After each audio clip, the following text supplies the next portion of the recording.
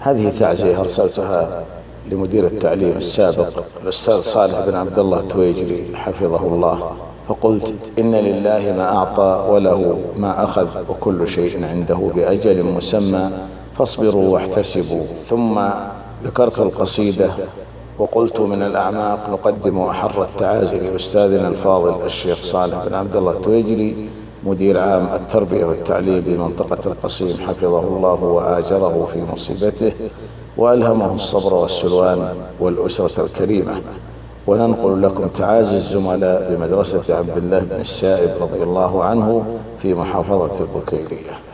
عزائي لأهل المكارم في وفاة الرؤوم وأم الرجال، علمت لتوي بفقد التي لنا أنجبت طيبين الخصال، فصبرا أبا أحمد والرضا بما قد قضاه عزيز الجلال.